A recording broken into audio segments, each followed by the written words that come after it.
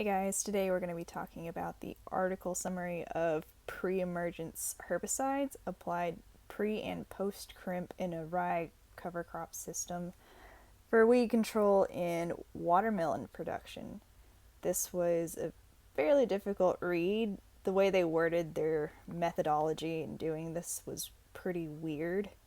I had to read it several times over to kind of get the gist. So hopefully this is an okay summary of what the article was over.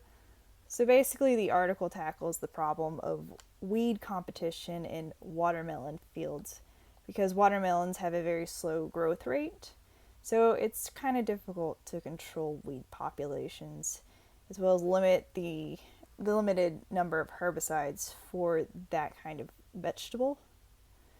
So what happened is they looked at pre-emergence herbicides, which can have around 30% leaf damage, but it doesn't have any effect on yield. So they were hoping to combine that with a cover crop system, which they selected cereal rye due to its high biomass and allelopathic compounds, which can stunt growth rates of some weeds like Palmer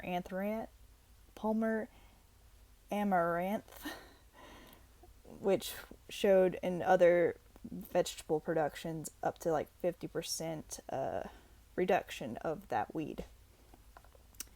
So they studied pre-emergence herbicides in this cover crop system. They looked at 3 different herbicides that can be used in watermelon production, which I will not attempt to pronounce.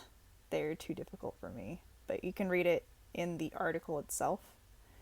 And they did several timings of the actual application of these things with a non-treated control, just to compare those treatments against something. And they had around 7 plots of watermelon.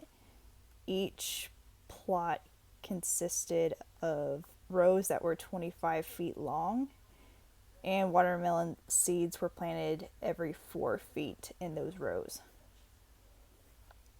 This experiment was measured for 8 weeks, and it was done for 2 years. Overall, the paper said that there wasn't much difference amongst the treatments or their timing. The only time that there was ever any noticeable difference amongst the weeding was at 6 weeks after they applied the treatment.